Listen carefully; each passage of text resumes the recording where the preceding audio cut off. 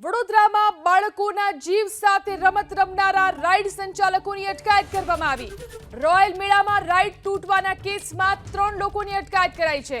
Royal મેળાના માલિક Nilesh Turakhia, manager Hemraj મોરીની અટકાયત કરી લેવામાં આવી। રોયલ મેળાના હેલિકોપ્ટર રાઇડના ઓપરેટર યુનુસ મોહમ્મદની પણ અટકાયત કરી લેવામાં આવી છે। રાવપુરા પોલીસે ગુનો નોંધી 3 શખ્સની અટકાયત કરી છે। માર્ગ મકાન વિભાગ પાસે પોલીસ રાઇડનું ચેકિંગ કરાવશે। પોલીસ હાલ રાઇડ કબજે લેવાની તજવીજ હાથ ધરી રહી છે। તો વડોદરામાં બાળકોના જીવ સાથે રમત રમનાર રાઇડ સંચાલકોની અટકાયત કરી લેવામાં આવી છે। રોયલ મેળામાં રાઇડ તૂટવાના કેસમાં 3ની અટકાયત કરી લેવામાં આવી, જેમાં માલિક નિલેશ તુરખિયા, મેનેજર હેમરાજ મોરેની અટકાયત થઈ છે। આ ઉપરાંત રોયલ મેળાના હેલિકોપ્ટર રાઇડના ઓપરેટર યુનુસ મોહમ્મદની પણ અટકાયત કરી લેવામાં આવી છે। રાવપુરા પોલીસે ગુનો નોંધી 3 શખ્સની અટકાયત કરી લીધી છે।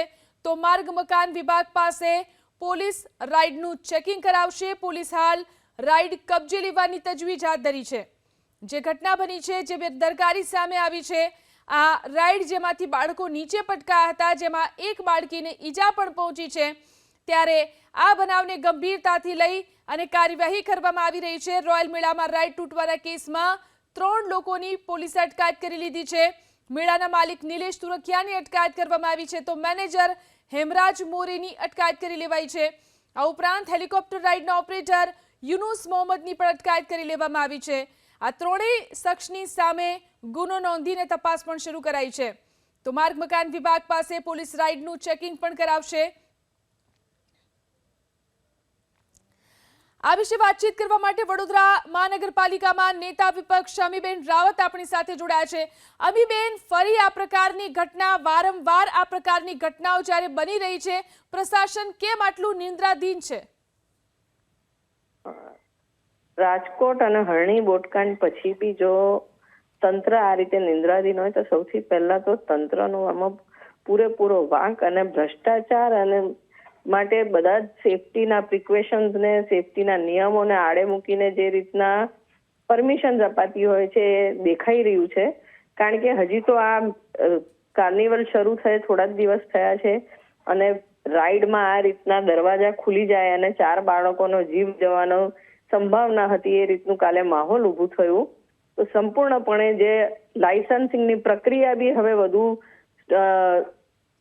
સ્ટ્રોંગ કરી દીધી છે રાજકોટ અને હરણી બોટકાંડ પછી, તો પછી આવી દુર્ઘટના કેમ થાય? એટલે 100% પ્રોસિજર્સ ઓન પેપર છે, જે નિયમો છે પેપર પર છે, એ ફોલોઅપ નથી થતા અને આ પરમિશન્સ આપવામાં દેખીતી રીતે ભ્રષ્ટાચાર થયા એવું દેખાય છે। જી આભાર અમીબેન, અમારી સાથે જોડાઈને વાત કરવા માટે। એટલે કે જે નિયમો બનાવવામાં આવ્યા છે તે ફક્ત કાગળ પર છે, તેનું યોગ્ય રીતે પાલન કરવામાં આવ્યું નથી, તે સ્પષ્ટ દેખાઈ રહ્યું છે। કેવી રીતે પરમિશન મળે છે આ પ્રકારની રાઇડને, તે મોટો સવાલ છે। જે રીતે આ રાઇડમાંથી બાળકો નીચે પટકાયા, રાઇડનો દરવાજો ખુલી ગયો, 4 બાળકો નીચે પટકાયા, તેમના જીવ સાથે આ ખિલવાડ થયો છે। એક બાળકીને આ ઘટનાની અંદર ઈજા પણ પહોંચી છે। મોટી દુર્ઘટના થતા ટળી ગઈ છે, પરંતુ મોટી દુર્ઘટના પણ સર્જાઈ શકી હોત। પ્રશાસનની ગંભીર બેદરકારી છે, કારણ કે નિયમો તો બનાવવામાં આવે છે, પરંતુ આ પ્રકારની રાઇડને મંજૂરી કેવી રીતે મળી તે એક મોટો સવાલ છે। જે રાઇડનો દરવાજો ખુલી જતો હોય, જે રાઇડમાંથી બાળકો નીચે પટકાતા હોય, જે રાઇડનું સંચાલન યોગ્ય રીતે ન થઈ શકતું હોય, તે પ્રકારની રાઇડને, તે પ્રકારના મેળાને કેવી રીતે મંજૂરી આપવામાં આવી તે એક મોટો સવાલ છે। હરણી બોટ દુર્ઘટના અને ટીઆરપી ગેમ ઝોન જેવા કાંડ આ રાજ્યની અંદર થઈ ચૂક્યા છે, એ બાદ પણ આપણે સબક લીધો નથી।